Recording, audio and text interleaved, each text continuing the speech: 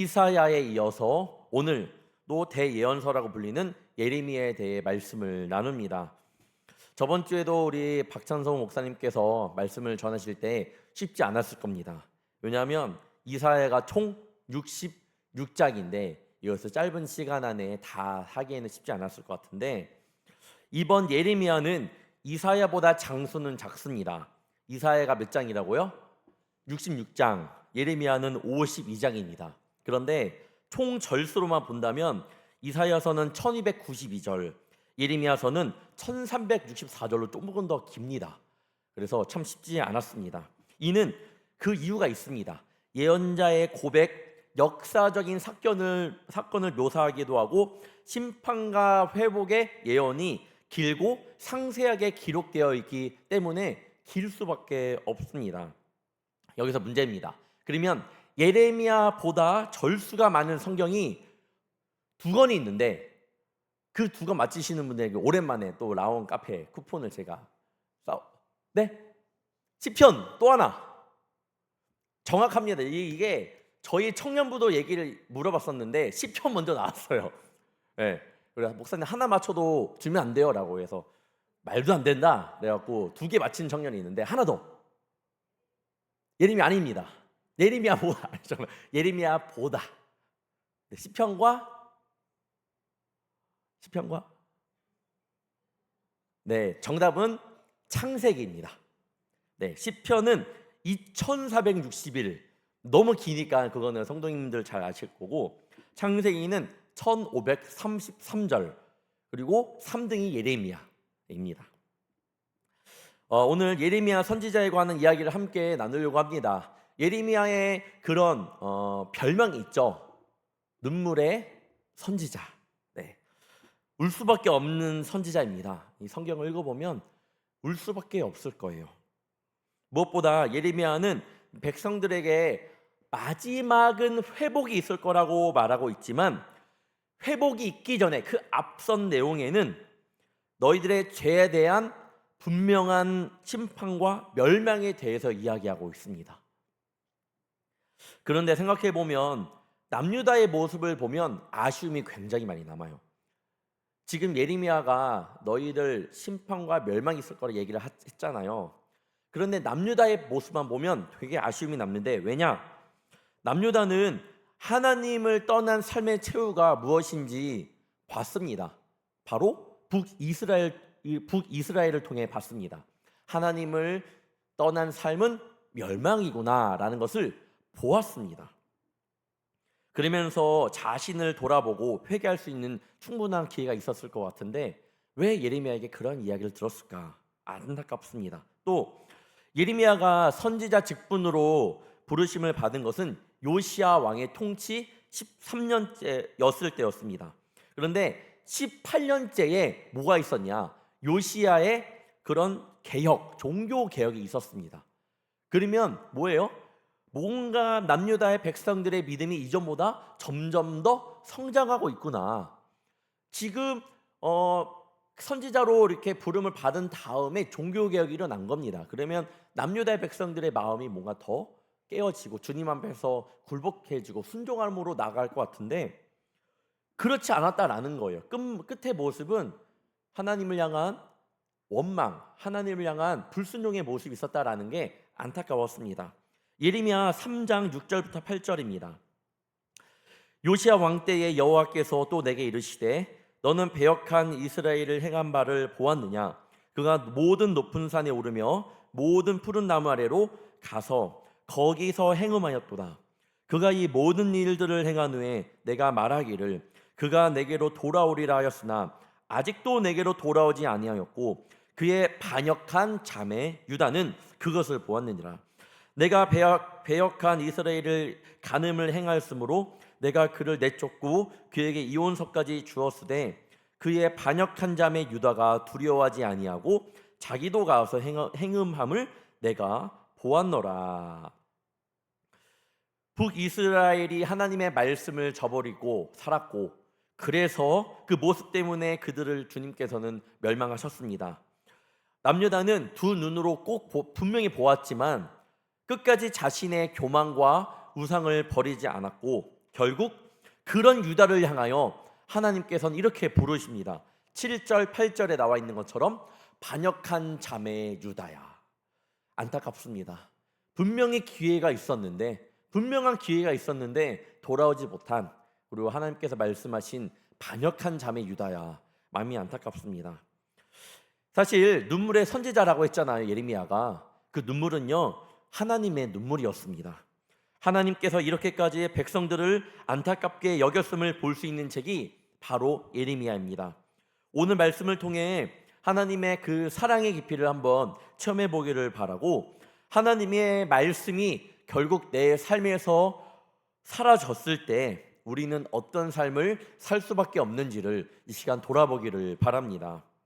이 시간 예레미야의 그 방대한 분량을 좀 잘 이해하기 위해서는요, 역사적인 사건을 한번 우리가 보아야 합니다. 예레미야 당시 국제 정세는요, 북이스라엘을 멸망시켰던 아시리아, 아수르 제국이 차츰차츰 세력을 잃어가고 있었습니다. 그리고 신흥 강국 바벨론이 막 등장하고 있었던 거예요. 아수르 제국이 무너질 수밖에 없었던 그런 이유가 있었습니다. 왜냐하면 아수르 제국의 식민지들이 계속적으로 이렇게 반란을 끊임없이 일으켰습니다. 또한 오랜 세월 아수르 제국을 도우며 제국의 결정권을 쥐고 있었던 메데라는 그 나라가 있었는데, 이들이 국제 정세를 살피면서 지금 바벨론이 조금 더 좀 세게 강국이 되어가고 있는데, 오케이, 그러면 바벨론 편으로 돌아서야겠다라고 하고 그들을 저버리고 바벨론 편으로 돌아섭니다. 아수르를 살피며 차츰 세력을 키워가던 이 바벨론은 메대 연합군과 함께 아수르에서도 니느웨 성을 공격합니다. 그러자 아수르는 니느웨 성을 버리고 하란으로 수도를 옮기게 됩니다. 오른쪽에서 왼쪽이 니느웨에서 하란으로 옮기는 이 그 아수르의 모습입니다. 수도를 하란으로 옮깁니다. 고대 근동의 주인 자리를 지키기 위해 마지막 몸부림을 치고 있는 모습이죠. 자, 이제 그 소식을 남쪽에 있는 애굽, 이집트가 듣게 됩니다. 이들은요, 자신이 그동안 고대 근동에서 가지고 있었던 주도권을 지키기 위해 바벨론에 대항하여 아수르를 돕기 위해 올라가기로 했습니다. 그래 군대를 출동을 시킨 거죠. 바벨론이 중심이 되는 그런 거를 막기 위해서 아수르를 돕기 위해 올라가려고 그들은 정비를 마쳤습니다. 자, 그래서 그 지도 다시 한번 보여주시면 애굽이 왼쪽 밑에 있잖아요. 지금 짧은 화살표 그리고 길게 쭉 올라가야 됩니다. 자, 스톱. 거기 이 길게 올라가는 길목에 어디가 있습니까? 남유다가 있어요. 남유다가. 네, 남유다가 있습니다. 이 중요합니다. 이렇게 진군하는 애굽의 군대를 남유다의 요시야 왕이 막습니다. 왜냐?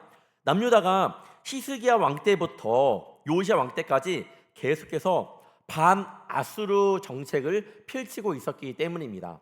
친바벨론이라고 제가 써놓기도 했는데, 반아수르 친까지 아니지만 그래도 바벨론 쪽으로 마음이 조금 있었던 당시의 상황이었습니다. 자, 지금 애굽이 아수르를 도우러 가는 거예요. 남유다가 보기에 좋아요, 안 좋아요? 좋지 않습니다. 지금 나는 반아수르인데 도와주러 간다. 그래서 그들을 막고 싸웁니다. 요시야 왕이 군대의 진격을 막으며 애굽 군대의 진격을 막고 벌였던 전투가 바로 무깃도 전투입니다. 무깃도 전투에서 굉장히 애굽과 남유다의 전투가 치열하게 되었습니다. 성경에서 나와요. 여기서 누가 죽었죠? 요시야 왕이 죽습니다. 네, 성경은 이렇게 되는 거예요. 애굽은 무깃도에서 또한 생각 이상으로 긴 시간을 허비하게 되었습니다. 결국 원하는 시간에 도착하지 못했어요. 도착은 했지만, 자, 도착을 했는데 이미 바벨론이 하란까지 점령한 상태였습니다. 애굽이 화가 날까요? 안 날까요? 화가 나죠. 그냥 올라가서 도와줬으면 어떻게 될지 모르겠지만 도중에 남유다와 싸우고 늦게 올라갔기 때문에 아수르가 멸망하고 바벨론이 이겼습니다. 바벨론의 강력해진 힘을 인정하면서 자국으로 퇴각해야만 했던 애굽은 요시야 왕이 죽은 후 이 요시야 왕의 셋째 아들 여호아하스를 그 남유다가 왕으로 세웠었는데, 올라갔다가 내려오면서 분풀이로 이 여호아스를 왕을 애굽으로 끌고 갑니다. 분풀인 거죠. 그리고 요시아의 둘째 아들 여호야김을 남유다의 두 번째 남유다의 왕으로 삼게 됩니다. 그러면서 너희들 아수르에 그동안 바치던 조공을 우리에게 바쳐라고 합니다.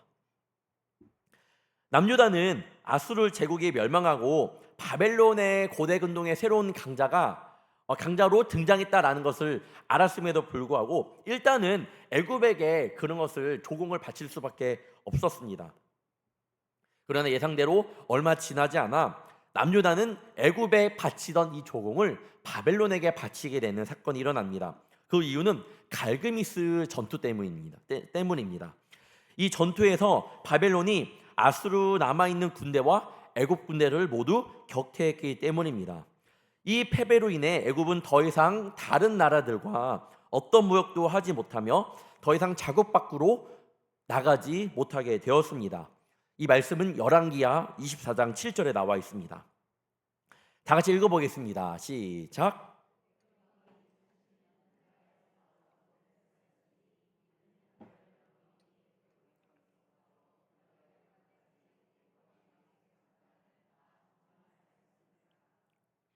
네, 아멘. 그 후에 바벨론에 대한 충성을 맹세했음에도 불구하고 여호야김은요, 친애국 성향을 그래도 조금 가지고 있었어요. 바벨론이 그렇게 했음에도 불구하고 친애국에 대한 그런 마음을 가지고 있었던 왕이었습니다. 왜냐하면 애굽이 세운 왕이었잖아요. 바벨론 또한 이 갈기미스 전투 승리의 여세를 몰아 남유다에서도 예루살렘에 들어와 공격을 하게 됩니다. 그리고 자신의 나라로 끌고 갑니다. 이것이 바로 제1차 바벨론 포로입니다. 이때 누가 끌려가나요? 다니엘과 그 세 친구의 이야기가 나오죠. 그 후 남유다에서는 여호야김이 죽고 여호야김의 아들 여호야긴이 왕위에 오릅니다. 하지만 왕위에 오른 지 3개월이 되었을 때에 바벨론은 다시 예루살렘에 들어와서 그들을 공격합니다. 그리고 또 끌고 가요. 누굴 끌고 갔냐? 왕과 에스겔과 그리고 1만여 명의 우수한 기술자들을 바벨론으로 끌고 갑니다. 이것이 바로 제2차 바벨론 포로입니다. 바벨론은요, 여호야긴을 자기 나라로 끌고 가면서 요시야 왕의 막내 아들이자 여호야긴의 삼촌인 이 마따니아를 바벨론식 이름 시드기야로 바꿉니다. 시드기야는요, 바벨론식 이름이에요. 부르게 하고 남유다의 왕으로 삼습니다. 바벨론에 의해 세워진 왕인 시드기야가 결국 남유다의 마지막 왕이 됩니다. 시드기야는 즉위 초부터 어려움을 겪었습니다. 왜냐? 유다의 지배 계급들은 다 지금 잡혀갔습니다. 그리고 유다에 남아있는 사람들은 지금 바벨론에 대한 적대감이 엄청난 사람들입니다. 그런 상황 가운데에 주변 국가들인 에돔, 모압, 암몬, 시돈, 두로 이렇게 이 나라에서 온 사신들이 자꾸만 시드기야를 바벨론의 반역에 대한 그런 뭐라고 하죠? 그런 아무튼 함께 할 수 있는 그런 자기들만의 편을 만드는 거예요. 시드기야를 자꾸만 꼬시는 겁니다. 반역하자. 그래서 정말로 힘들었던 왕이었습니다. 이때 예레미야는요, 그들의 음모에 반대하며 유다에 경고하였습니다. 그리고 유다뿐 아니라 그 나라들도 마찬가지로 바벨론의 왕의 멍에를 매라고 훈계하였습니다. 예레미야 보기에는 지금 이렇게 반역할 게 아니고 지금 머리를 숙여야 한다라고 이야기를 하고 있는 거예요. 그는 유다가 순복하지 않으면 예루살렘의 완전한 멸망을 부를 것이라고 경고하였고, 결국 예레미야는 매국노라는 오명을 쓰고 체포되고 투옥되었습니다. 지금까지의 이 사건들을요, 예레미야는 다 보고 있었다라는 거예요. 그것을 한번 우리가 봐야 돼요. 모든 과정을 다 보았습니다.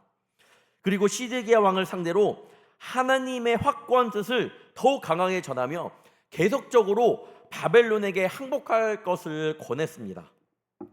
그래야지만 시드기야의 왕의 아들들도 살게 되고 예루살렘 성과 성전과 집들도 불이 타지 않게 되고 아이들도 죽게 되지 않을 것이라고 이야기를 하였습니다. 그리고 이 심판은 하나님께서 결정하신 심판이었던 바벨론 포로 이 70년의 징계를 받아들이라고 이야기를 계속했습니다.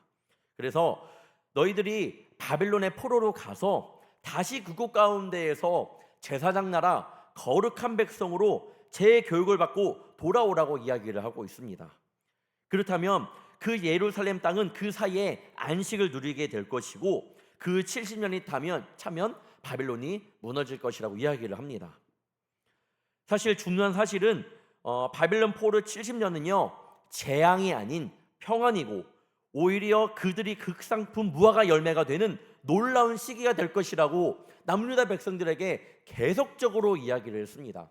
그것은 심판이 아니고 사실은 하나님의 우리에게 주시는 기회다라고 이야기를 한 것이죠. 오늘 나눠드린 이 유인물에 보셔도 중간에 보면 선민과 열망의 죄에 대한 심판과 무조건적 은혜에 의한 선민 회복이라고 적혀져 있습니다. 여러분 잘 보시면요, 선민과 열망의 죄에 대한 심판, 선민과 열망의 죄에 대한 심판이 나와 있는데 회복은 어디에만 나와 있나요? 회복. 선민에 대해서만 회복이 있다라는 거예요. 열방에 대한 회복은 없고요, 선민에 대한 회복이 있습니다. 회복은요 택하신 족속인 유다 백성들에게 향해서 말씀하고 있는 거예요. 분명히 하나님께서는요 남유다 백성들을 향하여, 그 나라를 향하여 분명히 찝어서 이야기해주고 있다라는 거예요. 이 길은요 반드시 지나가야 하는 길이었고 이 큰 그림으로 보았을 때는 축복의 길이었습니다. 하지만 그들은 결국 항복하지 않고 끝까지 저항하게 됩니다. 마침내 예루살렘 성이 바벨론 군대에 의해 함락되자 말로 다 형용할 수 없는 그런 참담한 보복을 당합니다. 바벨론 군대는 예루살렘 성에 들어와 성전과 집들을 불태우고 이 성벽을 모두 부쉈습니다. 남자들을 닥치는 대로 죽이고 여자들을 폭행하고 어린아이들은 죽어만 갔습니다. 그리고 그 사이에 몰래 왕궁을 빠져나갔던 시드기야는 결국 잡혔고 자신의 눈앞에서 두 아들이 죽어가는 모습을 보았고 시드기야도 두 눈이 뽑힌 채 쇠사슬에 묶여 바벨론에 끌려갑니다. 뽑히기 전에 끌려갔으면 어땠을까 생각해 보게 됩니다. 하지만 그는 끝까지 정하게 되고 결국에는 두 눈이 뽑힌 채 끌려가게 됩니다. 이것이 바로 바벨론 3차 포로입니다. 시드기야 왕과 남유다에 남은 모든 사람들이 끌려갔던 것입니다. 예레미야는 자신이 온 힘을 다해 전했던 이 하나님의 뜻이 동족들에게 받아들여지지 않았고 결국 바벨론의 군대에 의해 쑥대밭이 되어버린 그 나라를 보면서 그만 주저앉고 울고 맙니다. 얼마나 울었던지 다음 주에 있을 말씀을 한 구절 제가 읽어드리도록 하겠습니다. 예레미야가 2장 11절입니다. 내 눈이 눈물이 상하며 내 창자가 끊어지며 내 간이 땅에 쏟아졌으니 이는 딸 내 백성이 패망하여 어린 자녀와 젖먹는 아이들이 성읍 길거리에 기절함이로다. 여러분 눈물이 얼마나 많았으면 내 눈이 눈물에 상한대요. 계속 울었던 거죠. 계속 울었던 거예요. 예레미야가 끝나고 시작되는 예레미야 애가가 이젠 그런 다시 한번 그 백성 나라의 그런 멸망들을 보고 회복 위해 또 기도하는 모습들이 그려져 있습니다. 다음 주에 전해지는 예레미야 애가의 그 내용을 들여다보면요 정말 마음이 찢어집니다. 오늘 여러분들에게는 예레미야의 전체적인 그런 사건들을 말씀드렸으니까요 꼭 기억하시고 다음 주에 말씀을 들으면 은혜가 더 배가 될 줄 믿습니다. 성경 속 모든 선지자들이 쉽지 않은 사역을 감당한 건 맞아요. 다 쉽지 않았겠죠. 하지만 특히 예레미야 선지자는 예레미야 이전의 선지자들과 달리 회개를 촉구하는 메시지가 아닌 남유다에 대한 하나님의 심판이 이미 결정되었다라는 메시지를 전해야 했기 때문에 더 힘들었을 것 같습니다. 또한 무엇이 그렇게 예레미야의 마음을 아프게 했을까요? 오늘 이 시간 말씀을 통하여 내 모습 안에 그러한 모습이 없는지를 한번 보길 원합니다. 첫 번째, 백성들의 교만. 예레미야가 전해야 했던 메시지는 남유다 사람들이 저지른 죄에 대한 징계로 70년 동안 바벨론에 끌려가서 그곳에서 노예로 살아가야 된다라는 하나님의 뜻이었습니다. 하나님의 이 결정을 동족들에게 전해야 했던 이 예레미야의 마음이 얼마나 아팠을까요? 동족들에게 우리는 끝났습니다. 우리는 바벨론의 노예가 될 수밖에 없습니다라고 전해야만 했던 이 예레미야의 마음을 한번 헤아려 보시길 바랍니다. 그런데 마음이 아픈 사실은요, 그것도 마음이 아픈데 그래서 말을 들으면 조금 괜찮을 텐데 그것마저도 말을 듣지 않았다라는 거예요. 예레미야 3장 4절부터 5절입니다. 내가 이제부터는 내게 부르짖기를 나의 아버지여 아버지는 나의 청년 시절의 보호자시오니 노여움을 한없이 계속하시겠으며 끝까지 품으시겠나이까 하지 아니하겠느냐. 보라, 내가 이같이 말하여도 악을 행하여 내 욕심을 이루었느니라 하시니라. 예레미야의 말을 듣지 않았던 이유 중에 첫 번째는요, 교만이었습니다. 교만. 즉 남유다 백성들은요, 가나안 땅에 들어온 이래로 한 약 900년 동안 하나님과 맺은 언약, 제사장 나라, 거룩한 백성으로 하나님께서 자녀 삼아 주셨음을 알고 있었습니다. 하지만 그 사명을 망각한 채 우상을 섬기며 죄악된 길을 걷고 있었습니다. 근데 그럼에도 불구하고 그들은요, 어떤 생각을 가지고 있었냐? 하나님은 언제나 기다려 주실 거고, 언제나 참아 주실 거고, 언제나 끝까지 용서해 주실 것이라는 겁니다. 그것도 맞아요. 하나님께서 언제나 우리를 끝까지 용서해 주시고 이끌어 주십니다. 하지만 이들은 그렇기 때문에 오히려 자신들의 죄를 회개하지 않았습니다. 우리 나라는 제사장 나라고 우리는 거룩한 백성이기 때문에 회개하지 않아도 하나님은 우리를 그렇게 생각하시기 때문에 우리는 괜찮아. 이런 교만한 마음이 그 몇백 년의 가운데 박혀 있었던 거예요. 그러니까 죄를 지어도 이것이 죄인지 몰랐던 그 남유다의 백성들이었습니다. 근데 알고 보면 그런 생각들이 우리에게도 있다라는 것이 문제예요. 죄 가운데 살면서 평안합니다. 가슴이 찢어질 듯한 고통을 언제 느꼈는지 한번 돌아보기를 바랍니다. 내가 죄를 지었지만 가슴이 찢어질 듯한 그런 회개를 얼마나 많이 했는지, 죄 짓는 모습이, 죄가 내 안에 들어오는 그런 상황들이 언제부턴가 자연스러워졌습니다. 그리고 이렇게 생각합니다. 다시 회개하면 되지. 틀린 말은 아니에요. 우리가 진정으로 회개하면 이전의 죄는 하나님께서 돌아보시지 않습니다. 맞아요. 그런데 회개에 대한 감사함이 없습니다. 죄를 안 지으려는 그러한 조심보다 그냥 죄 지으면 하나님께서 용서해 주시겠지, 그런 모습만이 우리 안에 있다라는 거예요. 주님 앞에서 교만한 모습입니다.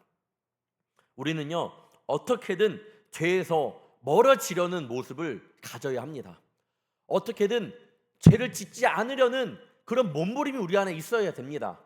지으면 지었지, 그래 회개하면 되지라는 마음이 아니라 어떻게 해서든 죄를 짓더라도 그 전에 최대한 죄를 짓지 않기 위해 우리가 최선의 노력을 해야 된다라는 거예요.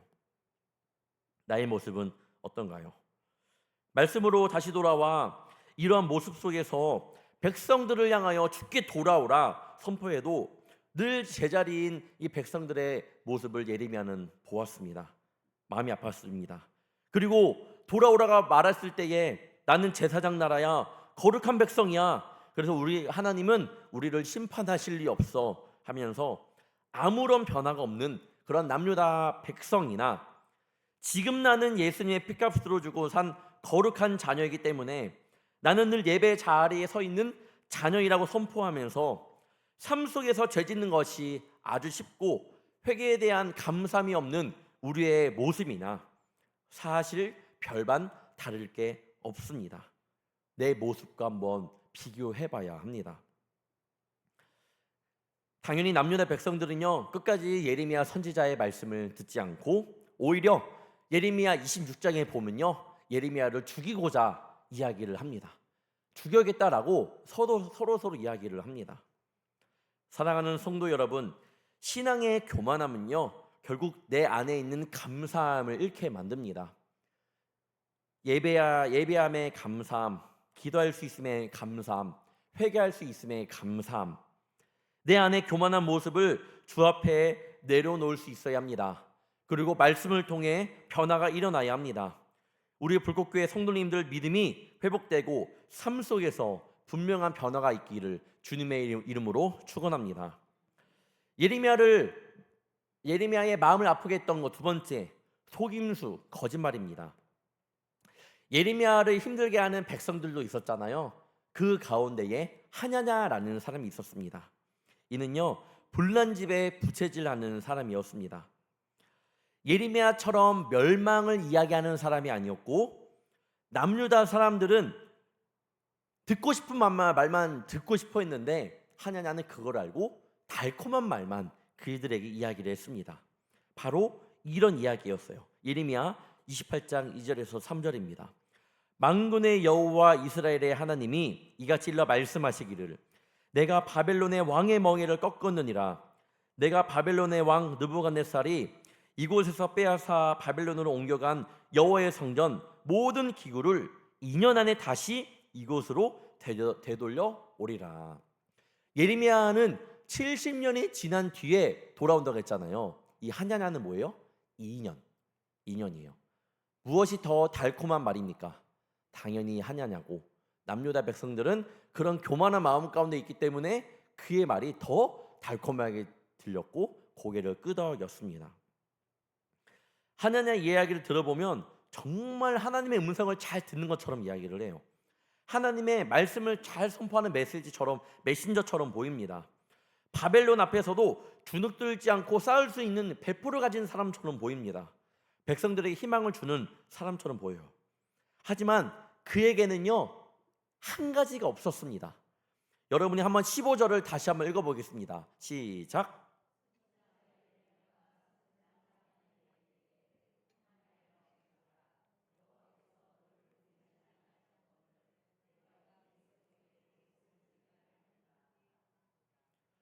뭐가 없었나요? 하나님께서 보내심이 없었습니다. 여러분, 우리가 이 자리에 온 것, 하나님의 부르심이 있음을 믿으십니까? 분명히 믿으셔야 돼요. 부르심이 있고 없고, 우리 목사님들 찬양 인도할 때나 우리 많은 목사님들 전도사님들 말씀 전할 때 하나님의 부르심으로 여기 왔다라고 많이들 하잖아요. 진짜 부르셨기 때문에 왔습니다. 하나님은요, 하나님이 부르시지 않았습니다. 그런데 그렇게 자꾸만 이야기를 하는 거예요. 예레미야가 그에게 다가와 이야기를 막아요. 뭐 여러 가지 사건들이 있었는데 그거는 생략하고요. 하지만 하냐냐는 다시 한번 여호와의 이름을 사용하여 이렇게 이야기를 하고 있습니다. 11절입니다. 모든 백성 앞에서 하냐냐가 말하 이르되 여호와께서 이와 같이 말씀하시니라. 내가 2년 안에 모든 민족의 목에서 바벨론의 왕 느부갓네살의 멍에를 이와 같이 꺾어 버리리라 하셨느니라 하며 선지자 예레미야가 자기의 길을 가니라. 하냐냐가 여호와께서 이와 같이 말씀하셨느니라. 하나님의 부르심이 없었는데, 보내지지 않으셨는데, 성경에서 경고하는 것 중에 미혹당하지 말라 가르기 있습니다. 미혹당하지 않게 조심하라고 이야기를 합니다. 유튜브의 활성화로 정말 많은 분들이 유튜브를 보게 됩니다. 특히 믿음 있는 분들은요, 유튜브를 보다가 여러분을 찾는 것이 말씀을 다른 교회 목사님들 좋은 말씀 찾아 듣잖아요. 그렇기 때문에 알게 모르게 내가 보는 유튜브에 알고리즘 때문에 다른 목사님들 여러 목사님들의 말씀이 뜨게 됩니다. 그런데 때로는 모든 것은 아니지만 볼 때에 기적을 강조하고 행위를 강조하여 병든 자를 고치는 모습을 통해 사람들이 이목을 사로잡는 그런 유튜브도 많습니다. 예수님이 자신에게 말씀하셨다고 하면서 이 시대에 예언자처럼 이야기를 합니다. 그리고 굉장히 긴급한 메시지를 전달을 합니다. 잘 보시면요, 여러분, 내가 보고 그 사람의 그런 시대적인 경고 메시지를 보잖아요. 많이 보면요, 내가 하나님께 부르심을 받았다, 내가 하나님께 이름 받았다, 이 사람의 하는 행동들이 똑같이 나오는 것들이 많습니다. 많아요, 여러분. 한번 보시길 바랍니다. 하나만 보지 마시고 여러 군데를 보시면요, 진짜 그렇게 거짓 예언자들이 떠드는 것을 볼 수 있습니다. 하는 행동도 똑같고 하는 모습도 똑같습니다. 어떻게 보면 말씀을 들어보면요, 저도 봤거든요. 틀린 말은 하는 것 같진 않아요. 예수 그리스도의 보혈로 막 능력을 고칩니다. 능력으로 사람을 고칩니다. 아주 조심해야 될 거, 여러분. 빠져들면 이제 그 외에 그의 행동들이 모두 옳습니다. 정답이 되어 버려요. 다른 이야기가 들리지 않습니다. 그렇게 되면 교회를 비판하게 돼요. 정말로 조심해야 됩니다. 어느 날 교회 단체방에, 저희 교회 아니고요, 단체방에 이런 이야기가 들렸다고, 그러니까 저는 이야기를 들은 거예요. 어느 목사님께서 말씀해 주셨는데, 교회 단체방이라는 것은 성도님들이 많이 없는 방이에요. 성도님이 많이 안 계시는 교회겠죠. 단체방이 있는데 거기에 뭐가 딱 올라왔습니다. 뭐였냐면, 어느 인도 소년이 그 세상의 멸망을 예언하는 영상을 어느 권사님이 딱 하고 올리신 거예요. 그래서 목사님이 빨리 전화하고 지워라. 지웠죠. 근데 여러분 조심해야 돼요. 카톡은요, 조금 지나가잖아요. 지워도 저만 지워지지 상대방은 지워지지 않습니다. 네, 빨리 지워야 돼요, 지우려면. 네. 가끔씩 이제 목사님들이 뭐 전화하면 빨리 받으셔야 됩니다. 내가 뭐 잘못 올렸나. 아무튼 그런 사건들이 또한 있었습니다. 오늘 하냐냐도 봐봐요. 뭐라고 말하나요? 자신에게 여호와께서 이와 같이 말씀하시니라. 거짓 사람 하냐냐도 여호와의 이름을 사용합니다. 그리고 그 여호와의 이름을 가지고 회복을 이야기합니다. 여러분, 깨어있지 않으면 미혹당합니다. 어느 성도님은 이렇게 말할 수 있어요. 목사님, 저는 그런 거는 미혹당하지 않는 자신이 있어요. 전 대부분 그렇다고 생각을 합니다. 아이, 목사님, 그런 거는 저도 알죠. 그런데 여러분, 꼭 사단이 그렇게 변장해서 우리를 공격할까요? 아니라는 거예요. 그게 문제예요. 그거에 무너지지 않잖아요. 그럼 아주 쉬운 걸로 무너뜨립니다. 세상의 성공, 물질, 그것이 하나님보다 우선이 되고, 예, 여행이면 쉽게 교회를 빠지는 것이 대다수가 되었습니다. 거리낌이 없어진 지 오래되었어요. 예배를 쉽게 여기는 것이, 내 마음 가운데 그런 것이 너무나도 쉽게 와닿습니다. 쉽게 옵니다. 세상 다 그러는데 나도 뭐 어때? 뭐 예배는 다음 주에 더 잘 드리면 되지. 그리고 회개하면 되지. 다음 주부터 열심히 나가면 되지. 알게 모르게 그러한 모습들로 우리의 믿음이 사단 마귀에게 점령을 당하고 있다는 거예요. 이렇게 넘어져 있는 유다 백성들을 바라보는 예레미야의 마음이 많이 아팠을 겁니다. 자꾸만 백성들은 믿음 있는 척하지, 옆에서는 하나님께서 2년 안에 회복시켜 주실 것이라 말하지. 그리고 백성들은 또 그걸 믿지. 또 백성들은 예레미야를 공격하지, 배척하지. 예레미야는 정말 마음이 아팠을 겁니다. 우리 성도님들의 믿음은 어디에 있는지 한번 물어보시길 바랍니다. 마지막으로 예레미야의 마음을 아프게 했던 것, 세 번째, 시드기야 왕의 우유부단함입니다. 예레미야에게 여호와의 말씀이 계속 임해요. 예레미야를 보잖아요. 예레미야에서는요, 예레미야에게 여호와의 말씀이 임했다라는 말이 42번이나 나옵니다. 계속 말하는 거예요. 그리고 예레미야는 계속 전하는 거예요. 예레미야는 자신이 전하는 메시지가 하나님의 말씀이라고 계속 강조합니다. 하나님의 말씀, 이 말씀이라는 단어가 360번 가까이 나옵니다. 계속 전하는 거예요, 예레미야는. 얼마나 간절하게 외쳤으며, 얼마나 간절하게 외쳤고, 얼마나 그거 가운데에 돌아오지 않는 백성들을 보면서 마음이 아팠을까요? 결국 그 이야기를 들은 남유다의 고관들도 화가 났을 겁니다. 그들이, 이 남유다의 고관들, 바벨론을 배척하는 이 고관들이 시드기야 왕에게 나아가 이렇게 말합니다. 이에 그 고관들이 왕께 아뢰되 이 사람이 백성의 평안을 구하지 아니하고 재난을 구하오니 청하건대 이 사람을 죽이소서. 그가 이같이 말하여 이 성에 남은 군사의 손과 모든 백성의 손을 약하게 하나이다. 그리고 시드기야 왕이 이렇게 대답합니다. 5절입니다. 시드기야 왕이 이르되 보라 그가 너희 손 안에 있느니라. 왕은 조금도 너희를 거스를 수 없느니라 하는지라. 뭐예요? 고관들 보고 너희들 알아서 해라고 하는 거예요. 왕이지만 힘도 없고 용기도 없는 그런 왕이었습니다. 그런데 후반부에 보면요, 예레미야의 말이 시드기야 왕에게 통한 것처럼 보여요. 시드기야 왕이 예레미야를 남들 몰래 부릅니다.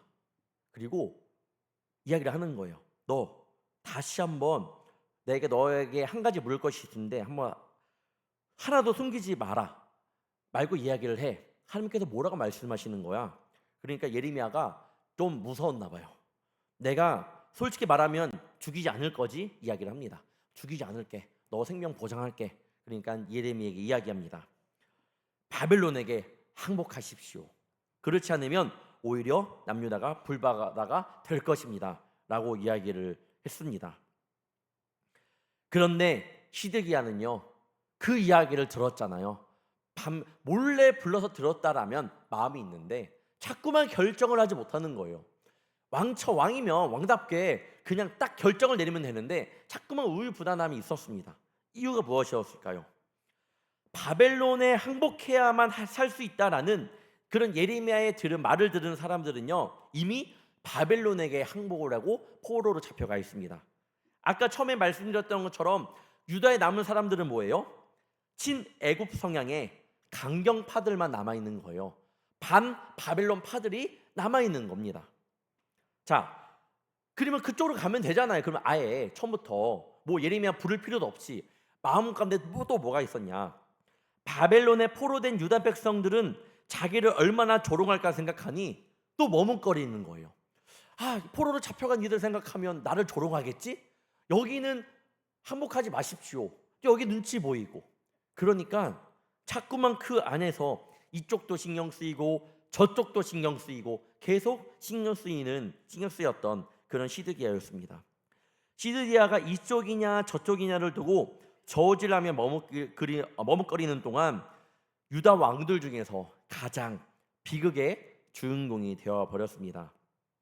시드기야는 하나님보다 백성들의 말을 더 들었고 그런 조롱을 더 두려워했습니다.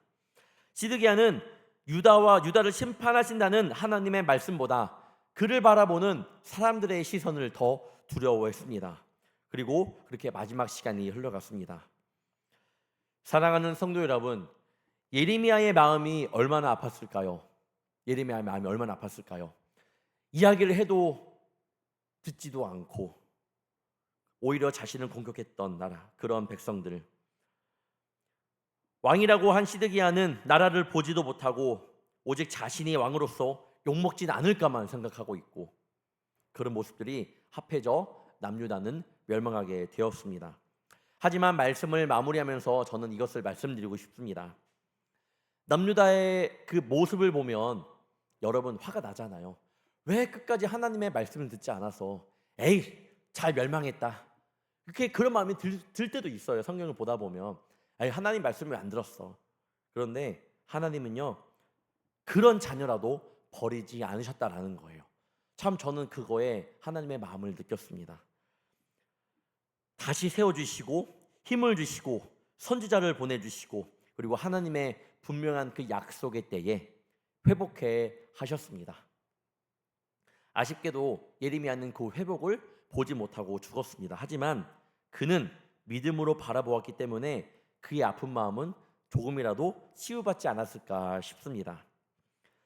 예레미야가 돌아오라고 죽도록 외쳤던 그 마음, 그렇게 마음이 찢어지면서까지 돌아오라고 했던 그 마음, 세상이 보기에는 남유다의 멸망만 보겠지만 결국 그들은 그곳 가운데에서 다시 제사장 나라와 거룩한 백성으로 회복되어 돌아왔습니다. 예레미야가 외쳤던 그대로 된 겁니다. 여러분 그게 중요해요. 예레미야는 회복하십시오. 하나님께서 70년 뒤에 회복하실 겁니다. 회개하십시오. 70년 뒤에 바벨론 포로로 끌려가지만 돌아올 것입니다라고 외쳤잖아요. 예레미야는 보지 못했습니다. 세상 사람들은 끝났네, 예레미야 괜히 외쳤네라고 하지만요, 하나님의 말씀이 이루어졌고 뭐예요? 하나님의 말씀은요 절대로 땅에 떨어지지 아니한다라는 거예요. 그뿐인가요? 하나님의 자녀된 우리가 올려드리는 기도는요 땅에 떨어지지 않습니다. 믿음으로 바라보기를 원합니다. 주의 일은요 믿음으로 감당하는 겁니다. 나의 기도가 들어지지 않는 것 같아도, 내가 하고 있는 것이 누가 알아주지 않더라도 주님은 이 모든 것 하나하나 누구보다 더 세심하게 카운트하고 계시다라는 거예요. 그런 모습과 그런 믿음으로 살아가며 오직 주님만 바라보며 열심히 전진하는 불꽃교회 모든 성도님들 되시길 축원합니다. 여러분들께서 차세대 교육부를 위해 헌신해 주신 마음 하나님께서 다 카운트해 주셨습니다. 그 기도, 작은 후원이라도 하나님께서 그 마음 다 받아주셨습니다. 뿐만 아니라 이번 주 시작되는 중학년의 수련회 가운데에도 보이지 않지만 그 뜨거운 가운데에서 열심히 땀 흘리며 수고하는 모든 것들 하나님께서 알아주십니다. 또한 지역장님들, 속장님들, 그런 모든 마음들, 힘들지만 목사님들의 그런 말씀의 순종함으로 나온 거 아십니다. 하나님께서 그런 거 하나하나 다 카운트해 주십니다. 그리고 난 지금까지 못했는데, 여러분 앞으로 하나님 나라 가는 그날까지 시간이 많이 남아 있습니다. 그때까지 하나님을 위해 열심히 헌신하며 주님 앞에 목숨 바쳐 살고 나중에 주님 앞에 섰을 때에 착하고 충성된 종이라고 칭찬받을 수 있는 저와 여러분이 되기를 주님의 이름으로 축원합니다. 기도하겠습니다.